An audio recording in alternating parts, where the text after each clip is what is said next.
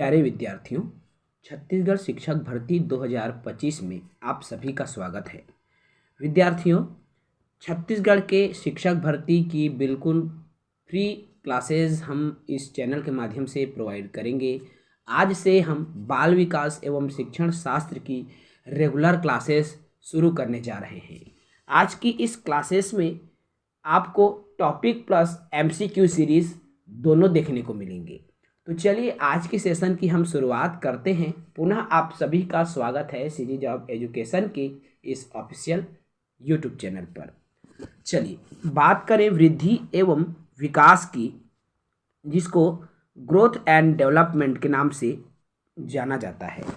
वृद्धि, जिसको अभिवृद्धि के नाम से या ग्रोथ के नाम से भी जाना जाता है, जब हमारे शरीर की कद काठी मोटाई आकार बढ़ना शुरू होता है उसे वृद्धि का नाम दिया जाता है। देखो, वृद्धि मतलब बढ़ना, वृद्धि मतलब बढ़ना। जब हमारा शरीर बढ़ता है, शरीर बढ़ने से तात्पर्य चाहे हमारी हाइट बढ़े, चाहे हम मोटे तगड़े हो जाएं, चाहे हमारा आकार बढ़े, वो सभी वृद्धि के रूप में हम उसको संदर्भित करते हैं।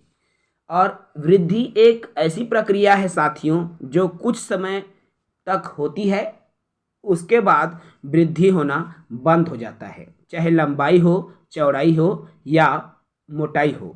इसलिए जो वृद्धि का स्वरूप ही बाह्य होता है, बाह्य से तात्पर्य जिसको हम अपनी आँखों से देख पाते हैं। जैसे कोई बाढ़ा थे, कोई लड़का हमारे लंबा हुआ थे, छोटे ले बड़े हुआ थे, बोला हम देख डालथन। जैसे कोई मोटल्लू हो थे, है ना, बोला हम जान डारबो कि तक कैसे अटके मोटा था सरे बोलथन, है ना। तो ये किस में होता है? आपके वृद्धि में, अर्थात हम अपने बाह्य स्वरूप में उनको देख पा रहे होते हैं। और वृद्धि का कोई निश्चित क्रम नहीं होता, कोई निश्चित क्रम नहीं होता का कहने का क्या तात्पर्य है? अगर वह हाइट भी होकर बढ़ सकत है या वह मोटल्लू भी हो सकत है, जरूरी नहीं है वह लंबा हो ही तभेज मोटा ही।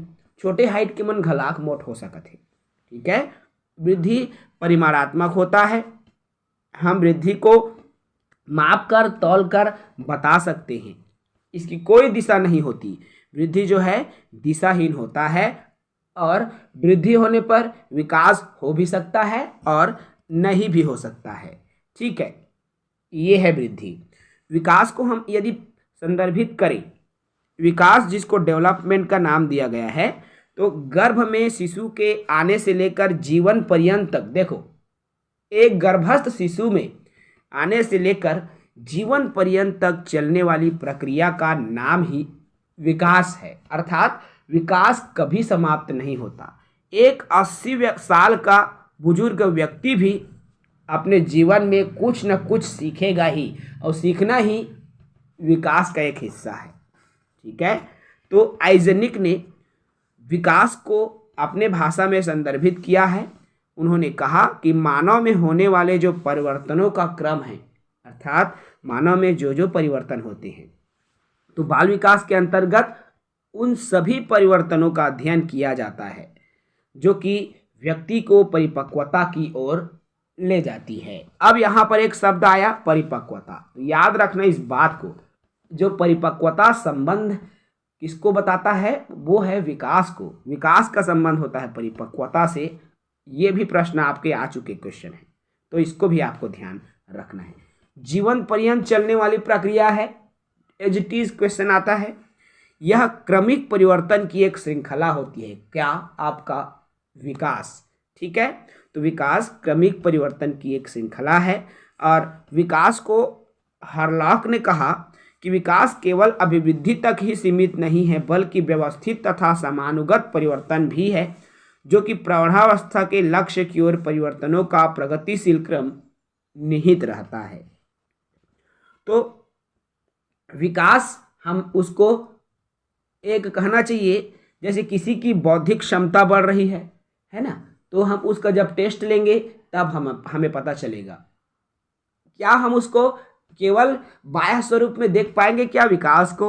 नहीं भाई, लड़का अति होशियार है तो कैसे में जानबे? जब तक तैला कुछ पूछबे नहीं, ओकर टेस्ट नहीं लेबे, तब तक नहीं जान सकस कि ओकर बुद्धि बढ़ गए है। ठीक है, ओकर भाषाई विकास अच्छे से हो गए तो कैसे में जानबे, जब तक तय ओकर से अच्छे से गोठियाबे नहीं, बतराबे नहीं, तब तक तय कभी नहीं कह सकस कि एकर भाषाई विकास हो गई। चुपे रही तो तोला तो लागी कोंदा कोंदा एकर के, है ना, गोठिया नहीं जाना है, लेकिन बात करोगे तब पता चलता है। तो ये विकास ऐसी ही है, उनको टेस्ट के माध्यम से या उनको साथ हम जब कन्वर्सेशन करेंगे या कुछ भी करेंगे तब हमको उनके डेवलपमेंट का पता चलता है। जबकि वृद्धि क्या है, उसका स्वरूप ही बाह्य है, उसको हम देख के ही बता देंगे कि इनकी वृद्धि हुई है या नहीं हुई है। अनेक मनोवैज्ञानिकों ने बुद्धि को परिभाषित किया है। बुद्धि के 4 स्वरूप हमको देखने को मिलता है। आकार में परिवर्तन देखने को मिलेगा, अनुपात में, पुरानी रूपरेखा में और नए गुणों की प्राप्ति हमको मिलती है। तो ये 4 प्रकार के परिवर्तन हमको देखने को मिलता है विकास में।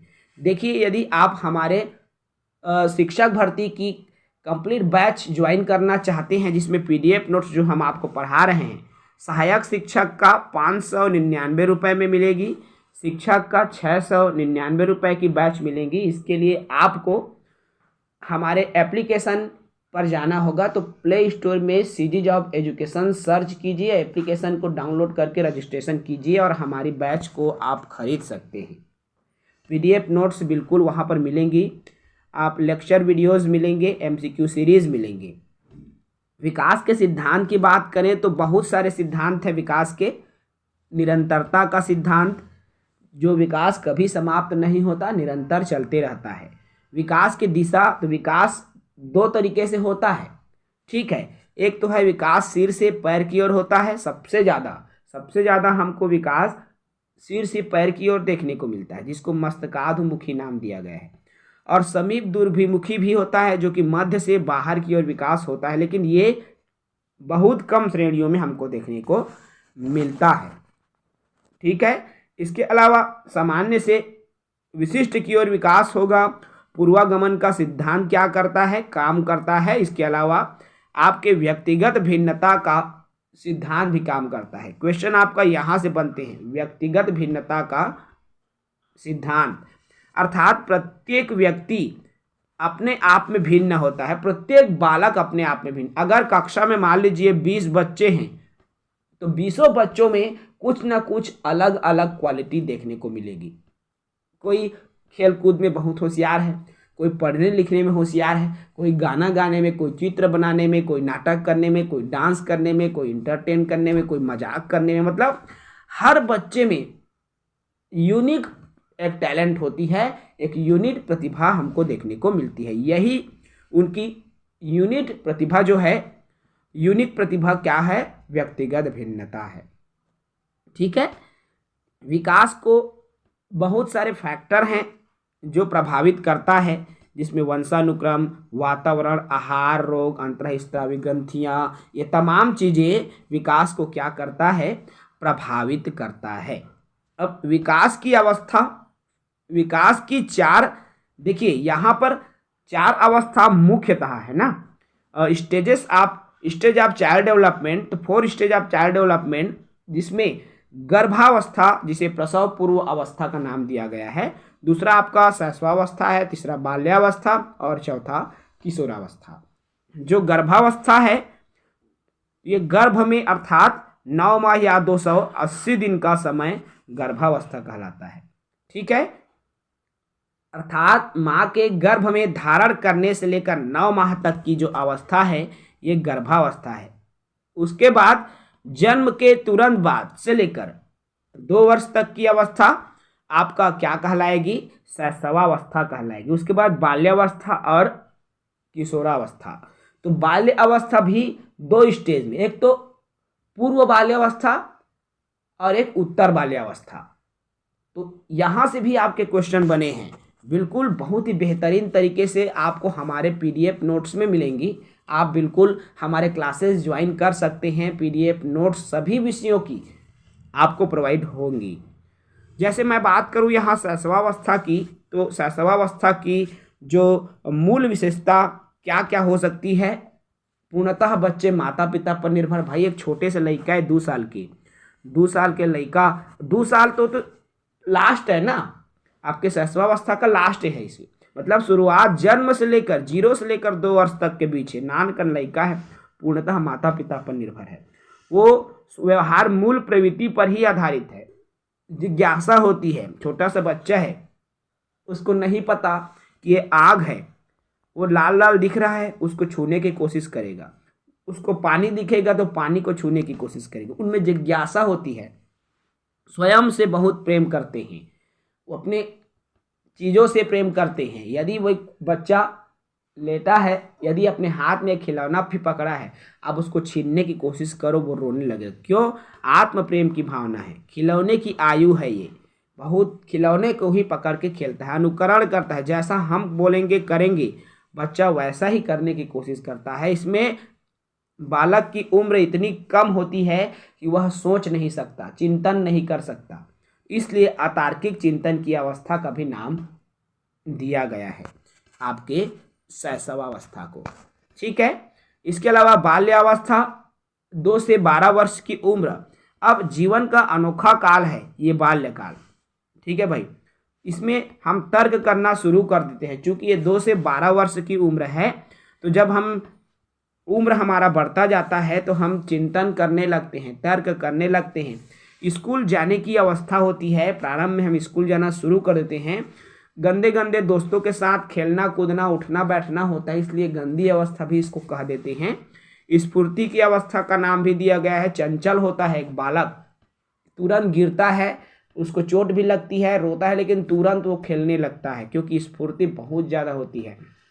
खेल की उम्र है ये, खेलों की अवस्था का नाम दिया गया है। बच्चे दौड़ कर खेलते हैं, संग्रहण करने की प्रवृत्ति होती है। टोली की अवस्था है, अर्थात टोली या समूह बनाकर बच्चा खेलता है। सबसे बड़ी बात, जीवन का अनोखा काल है बाल्यकाल। ठीक है, इस बाल्यकाल को 2 भागों में बांटा गया है। एक तो है प्रारंभिक या पूर्व बाल्यकाल, और दूसरा आता है हमारा उत्तर या परवर्ती बाल्यकाल।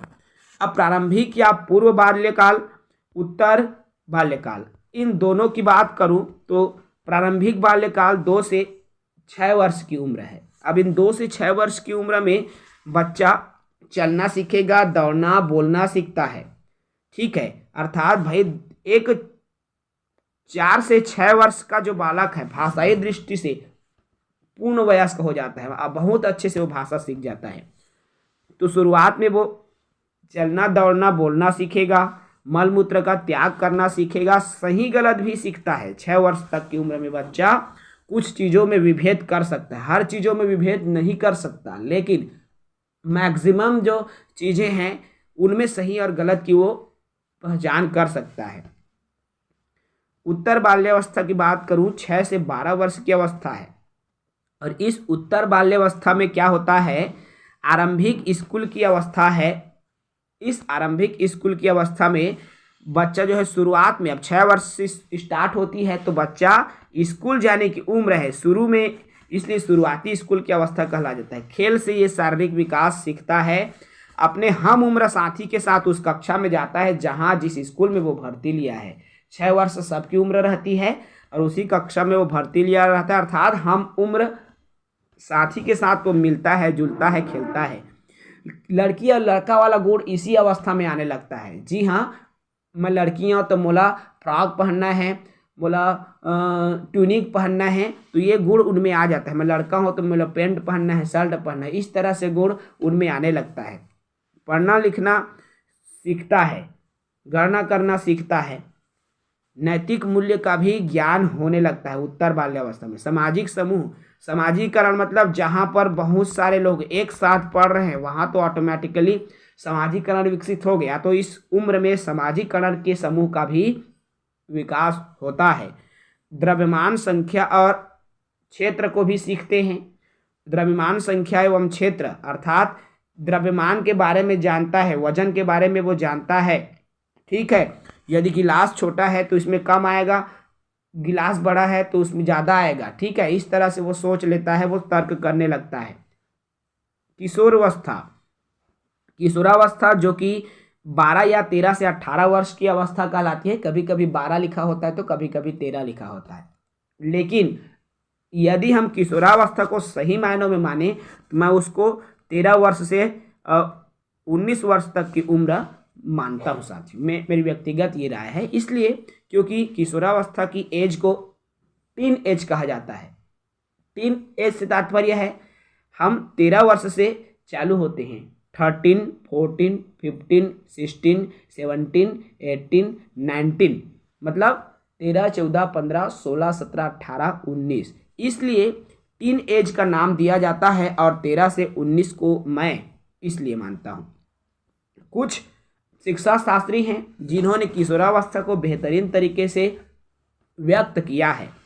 जीवन का सबसे कठिन काल माना है किलपैट्रिक ने, और कठिन काल इसलिए माना गया है क्योंकि बहुत ज़्यादा उतार चढ़ाव इस उम्र में देखने को मिले। तुरंत दिमाग में परिवर्तन, तुरंत गलत चीज़ों की ओर झुकाव, हर चीज़ में ये कहना चाहिए स्टेबल नहीं होता, स्थायी नहीं होता, दौड़ते रहता है मन। इसलिए जीवन का कठिन काल इसी काल को कहा गया है। नया जन्म का काल एक नया उत्तेजना, एक नया जन्म की तरह प्रतीत होता है, हर चीज़ नया लगता है इस काल में। स्टैनले हॉल ने कहा है दबाव, तूफान, संघर्ष, तनाव की अवस्था है। स्टैनले हॉल ने कहा है कि इस उम्र में एकदम तूफानी खून रहती है, जोश रहती है, दौड़ धूप, एकदम कहना चाहिए एक्टिव मोड में नजर आते हैं इस उम्र में।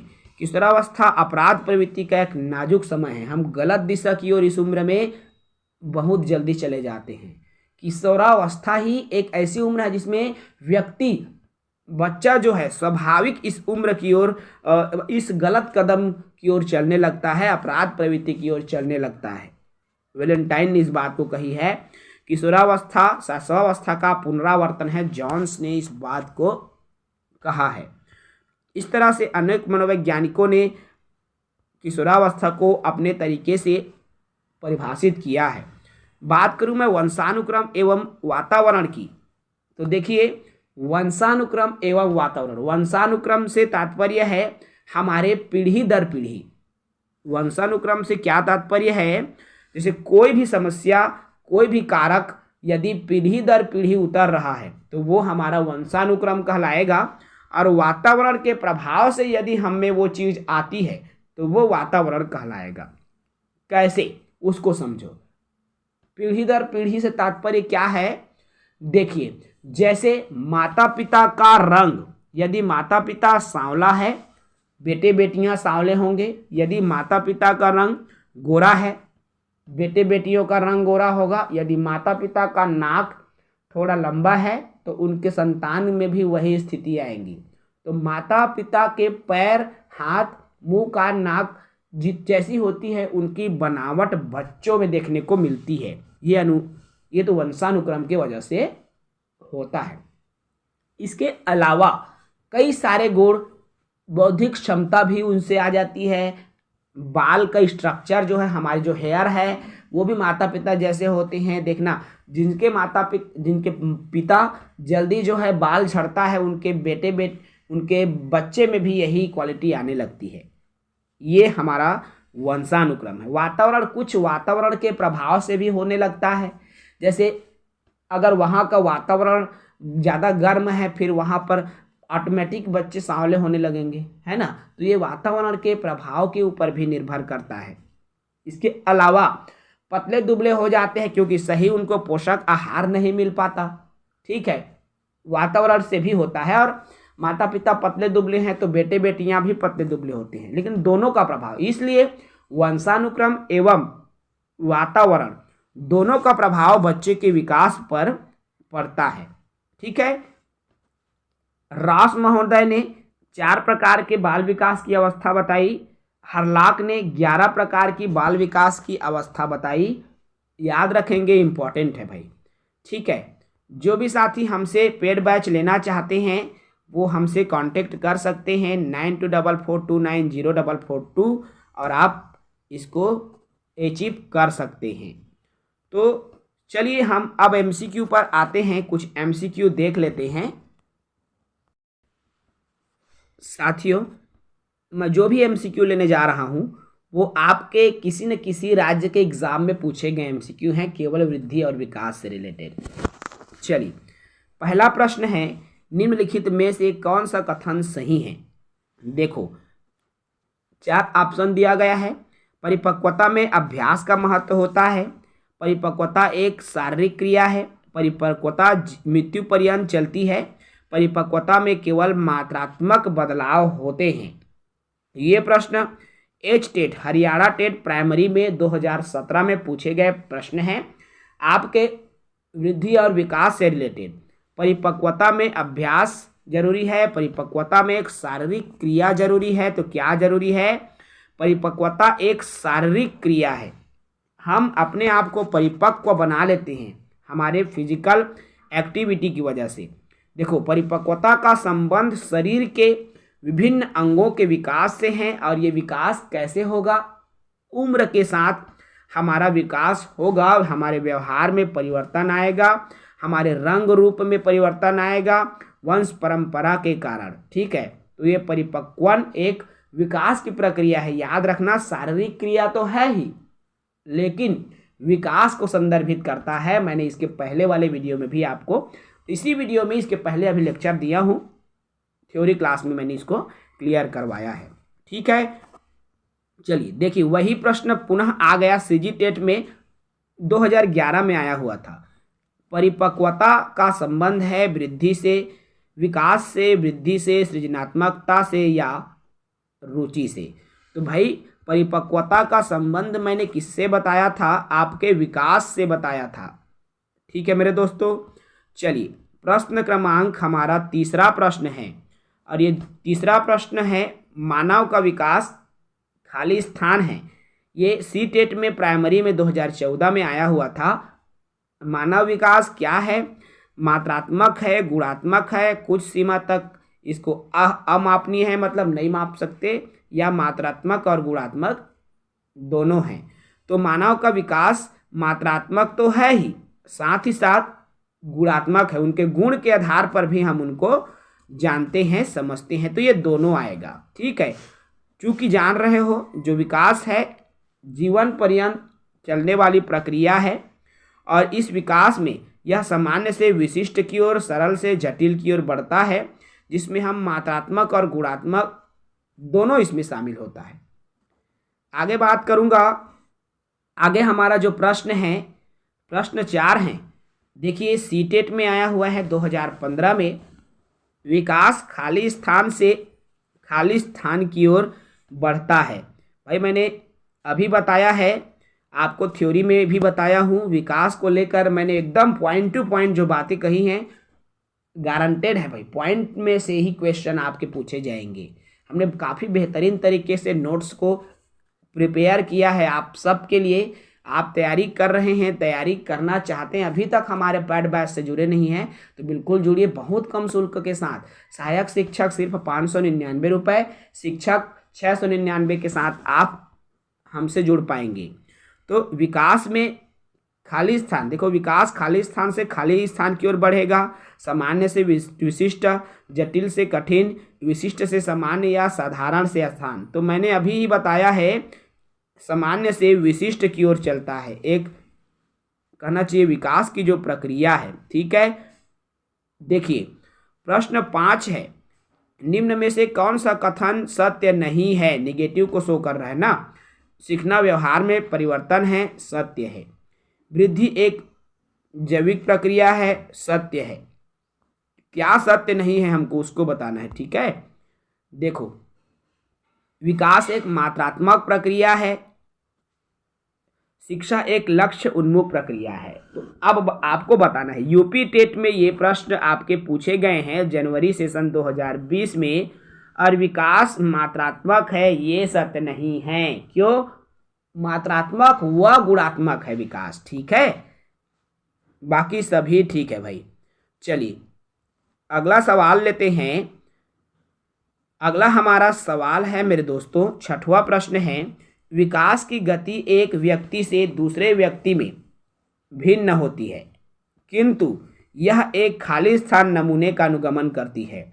विकास की गति अलग अलग होगी ना। यदि 10 बच्चा है, कोई जल्दी से विकास हो जाता है, किसी में लेट से विकास होता है, कोई बहुत ज़्यादा बौद्धिक क्षमता जल्दी बढ़ जाती है। तो विकास एक दूसरे से भिन्न होती है, किंतु यह एक खाली स्थान नमूने का अनुकरण करता है। अनुगमन, अव्यवस्थित नमूना, अप्रत्याशित नमूना, क्रमबद्ध और व्यवस्थित नमूना, या एड़ी से चोटी। तो भाई सीटेट में 2016 में आया है और इसका सी उत्तर बिल्कुल सही है। क्रमबद्ध एवं व्यवस्थित तरीके से होता है विकास। क्रमबद्ध मतलब सबसे पहले प्रसव पूर्व अवस्था में विकास होगा, उसके बाद शैशवावस्था में उसका विकास होगा, उसके बाद बाल्यावस्था, उसके बाद किशोर, उसके बाद फिर प्रौढ़ावस्था। एक स्टेज में ये चलते रहता है, एक क्रम में, व्यवस्थित क्रम में ये चलते रहता है। ठीक है, चलिए अगला सवाल है, विकास शुरू होता है, विकास कैसे शुरू होगा? उत्तर बाल्यावस्था से, प्रसव पूर्व अवस्था से, शैशवावस्था से, या पूर्व बाल्यावस्था से। तो भाई विकास को लेकर हमने शुरू में एक पॉइंट कहा है, जीवन पर्यंत चलने वाली प्रक्रिया। तो ये जीवन पर्यंत कैसे चलेगा? ये प्रसव पूर्व अवस्था से ही शुरू हो जाता है विकास। तो बी इसका सही उत्तर है। ठीक है, आगे बात करें, और प्रसव अवस्था के ये 4 महीने से पहले ही शुरू हो जाता है। ठीक है, चलिए अगला सवाल, और ये सवाल बार बार पूछे जाते हैं, कितनी बार हमारे सीजी में भी आ चुके हैं। किस मनोवैज्ञानिक के अनुसार विकास एक सतत और धीमी प्रक्रिया है? कोलेस्निक, पियाजे, स्किनर और हर्लॉक। बहुत सरल सवाल है, सीजी टेट में कई बार आ चुके क्वेश्चन है, और स्किनर इसका सही उत्तर हो जाएगा। सवाल नंबर 9 है, चलिए बात कर लेते हैं 9वां नंबर के प्रश्न की, और ये 9 प्रश्न हैं। विकास के परिणाम स्वरूप नवीन विशेषताएं और नवीन योग्यताएं प्रकट होती है, यह कथन किसने दिया है? तो विकास के जो परिणाम स्वरूप नए नए विशेषता और नए नए कथन, नई नई योग्यता प्रकट होती है, ये गोसेल ने दिया, हर्लॉक ने दिया, मेरेडिथ ने दिया, डगलस और हॉलैंड ने दिया। ये प्रश्न आपके यूपी टेट प्राइमरी लेवल के एग्ज़ाम में पूछे गए थे, और इसका सही उत्तर आप खोज सकते हो। इसका बी सही उत्तर हो जाएगा। बी कहने का तात्पर्य हर्लॉक। देखो हर्लॉक, स्किनर, यही सब ने तो हमारे क्या किया है दोस्तों, विकास वृद्धि से संबंधित शिक्षण शास्त्र को बेहतरीन तरीके से प्रकट किया है। ठीक है, 10वां प्रश्न है, बाल विकास के क्षेत्रों में विभाजित किया जाता है। देखो बाल विकास में कौन कौन से क्षेत्र शामिल है? 4 ऑप्शन दिख रहा है, शारीरिक विकास, संज्ञानात्मक, संवेगात्मक, सामाजिक। तो शारीरिक विकास, संज्ञानात्मक विकास, संवेगात्मक विकास, शारीरिक विकास। तो बिल्कुल ए वाला ऑप्शन सबसे पहले शारीरिक विकास होगा, उसके बाद बुद्धि आएगी, उसके बाद संवेग में विकास होगा। 14 प्रकार के संवेग होते हैं, आगे हम पढ़ेंगे। उसके बाद सामाजिक विकास दिखता है। ये सीटेट में आए हुए क्वेश्चन हैं। ठीक है, आगे मैं बात करूं, आगे है प्रश्न क्रमांक 11वां, और 11वां प्रश्न कहता है, निम्नलिखित में से कौन सा विकास व्यापक आयामों की सही पहचान करता है? वही प्रश्न है, सीटेट में आए हैं, सेम प्रश्न है। सबसे पहले शारीरिक, फिर संज्ञानात्मक, शारीरिक। देखो इसको थोड़ा सा आप समझें। ठीक है, ऑप्शन थोड़ा सा गलत आ गया है, पहले शारीरिक, फिर संज्ञानात्मक, फिर संवेगात्मक, फिर सामाजिक विकास आपके आएंगे। तो विकल्प पर थोड़ा सा हमको ध्यान देना है भाई। ठीक है, चलिए अगला सवाल है हमारा, शारीरिक विकास का क्षेत्र है, ये सीजी टेट में भी कई बार आया है। शारीरिक विकास का क्षेत्र है, ए स्नायु मंडल, बी मांसपेशियों की वृद्धि, सी एंडोक्राइन, या डी ये सभी। रीट के एग्जाम में राजस्थान वाले में आया हुआ है। शारीरिक विकास का क्षेत्र स्नायु मंडल को कहा गया है भाई। ठीक है, अब स्नायु मंडल है क्या चीज, कई के सारे मन में है। तो स्नायु मंडल मांसपेशियों में वृद्धि करता है, और एंडोक्राइन ग्लैंड्स तीनों ही शारीरिक विकास के क्षेत्र से संबंधित है। शारीरिक विकास का कौन सा क्षेत्र आता है? देखो ऑप्शन है आपके, शारीरिक विकास के क्षेत्र सीजी टेट में, अभी मैंने कहा रीट में ही पूछा गया, वही प्रश्न सीजी टेट में आया है। शारीरिक विकास का क्षेत्र स्नायु मंडल है, स्मृति है तो अभी जस्ट हमने इस प्रश्न को देखा है, स्नायु मंडल आ जाएगा। प्रश्न हमारा है 14 नंबर के प्रश्न है और 14 नंबर का प्रश्न है शरीर के आकार में वृद्धि होगी। देखो शरीर के आकार में वृद्धि मतलब ये वृद्धि का हिस्सा है ना, तो शारीरिक और गत्यात्मक विकास, संवेगात्मक, संज्ञानात्मक, नैतिक। भाई शरीर बढ़ रहा है ना, वो तो नैतिक विकास से मतलब नहीं है, संज्ञान से मतलब नहीं है, संवेग से मतलब नहीं है, तो यह शारीरिक और गत्यात्मक विकास है क्योंकि शरीर का आकार बढ़ रहा है। सीजी टेट में ये प्रश्न हमारा आया हुआ प्रश्न है, तो इसका उत्तर ए हो जाएगा। चलिए प्रश्न 15 है बच्चे की वृद्धि मुख्यतः संबंधित है। बच्चे की वृद्धि किससे संबंधित है दोस्तों? तो ये जो बच्चे की वृद्धि है, ठीक है, किससे संबंधित है? सामाजिक विकास से, शारीरिक विकास, नैतिक या भावनात्मक। भाई वृद्धि शब्द आ गया और वृद्धि शब्द शारीरिक विकास को प्रदर्शित करता है जो बाह्य रूप में हमको दिखता है, यूपी टेट में आया हुआ है। अगला सवाल है सवाल नंबर 16, निम्न में से कौन सा वृद्धि और विकास का प्रथम चरण है? देखो वृद्धि एवं विकास का प्रथम चरण है शारीरिक विकास, सामाजिक विकास, नैतिक विकास, मानसिक। भाई शुरू से नैतिक तो होगा नहीं, सामाजिक मानसिक होगा नहीं, शारीरिक विकास सबसे शुरू होगा। यूपी टेट में ये प्रश्न है क्योंकि पहले लड़का बाढ़ी नान करने बाढ़ी होकर शरीर बढ़ी है ना, अर्थात शारीरिक विकास पहले होगा। यूपी टेट में आया हुआ क्वेश्चन है मिडिल स्कूल में। ठीक है मेरे दोस्तों, प्रश्न क्रमांक 17 है और 17 नंबर का क्वेश्चन है निम्न में से कौन सा कथन सही नहीं है? निगेटिव है ना, तो वृद्धि एवं विकास दो अलग अलग आयाम हैं। वृद्धि जीवन पर्यंत चलती है, क्या वास्तव में वृद्धि जीवन पर्यंत चलेगी?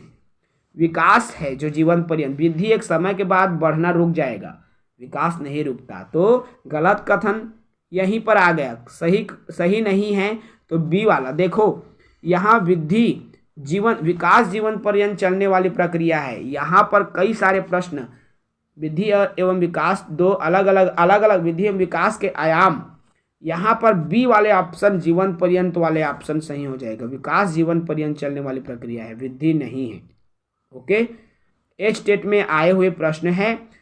चलिए प्रश्न 18 देखिए, विकास में वृद्धि से तात्पर्य, ये सीजी टेट में आया हुआ प्रश्न है। विकास में वृद्धि अर्थात ज्ञान में वृद्धि, संवेग में वृद्धि, वजन में वृद्धि या आकार, सोच, समझ, कौशल में वृद्धि। तो बिल्कुल सही उत्तर डी वाला है, आकार में वृद्धि, सोच में, समझ में, कौशल में जब वृद्धि होती है तो कहते हैं विकास में वृद्धि। ओके मेरे दोस्तों, ये हुआ हमारा प्रश्न 18। 2 प्रश्न हम इस सेशन में और ले रहे हैं, 20 प्रश्नों का सीरीज रखेंगे। ठीक है, चलिए तो हमारा प्रश्न क्रमांक 19 है और शारीरिक वृद्धि एवं विकास को कहते हैं तत्परता, अभिवृद्धि, गतिशीलता या आनुवांशिकता। तो अभिवृद्धि जिसको डेवलप वृद्धि कहा जाता है, अभिवृद्धि को वृद्धि या ग्रोथ का नाम भी दिया गया है। ठीक है, यूपी टेट में प्राइमरी में आए हैं, अंतिम सेशन का अंतिम प्रश्न है आज का, और ये सीटेट में आए हुए प्रश्न है। बाल विकास की परिभाषा का अध्ययन क्षेत्र क्या है? मानवीय सामर्थ्यों में परिवर्तन का परीक्षण करेगा, जीवन अवधि के दौरान बच्चों की वयस्क या वरिष्ठ नागरिकों के साथ तुलना करेगा, या किसी बच्चे के संज्ञानात्मक, सामाजिक तथा दूसरे के सामर्थ्य विकास के लिए उत्तरदायी होगा। तो भाई आंख कान बंद करो, डी वाला ऑप्शन सही करो। सी टेट में मिडिल स्कूल के एग्जाम में ये प्रश्न आपके पूछे गए थे। तो साथियों, आपको आज का ये सेशन कैसा लगा, वृद्धि एवं विकास? यदि आप हमारे पैड बैच से ज्वाइन होना चाहते हैं, हो सकती है हमारे पैड बैच में आपको सभी विषय मिलेंगी। जी हाँ, सहायक शिक्षक, शिक्षक दोनों की मिलेंगी। आपको स्क्रीन पर दिख रहा है सहायक शिक्षक सिर्फ 599 रुपये, जिसमें वीडियोस मिलेंगी, फ्री लेक्चर वीडियो रहेंगी, PDF नोट्स रहेंगी, MCQ सीरीज़ रहेंगे, डाउट क्लासेस रहेंगे। सभी चीज़ें आपको सिर्फ सहायक शिक्षक 599 रुपये और शिक्षक का 699 मिलेगा। शिक्षक में अलग अलग विषय, सभी विषयों का सेम सिलेबस है, चाहे आप अंग्रेजी के हो, कला में सामाजिक विज्ञान के हो, हिंदी के हो, संस्कृत के हो, विज्ञान गणित किसी भी विषय के शिक्षक वर्ग 2 की तैयारी कर रहे हो, सिर्फ 699 रुपये के शुल्क के साथ आपको मिल जाएगी। तो आप अभी हमारे एप्लीकेशन को प्ले स्टोर में जाइए, सीजी जॉब एजुकेशन सर्च कीजिए, प्ले स्टोर डाउनलोड कीजिए, रजिस्ट्रेशन कीजिए और हमारे बैच को अभी परचेज कीजिए। जय हिंद, वंदे मातरम।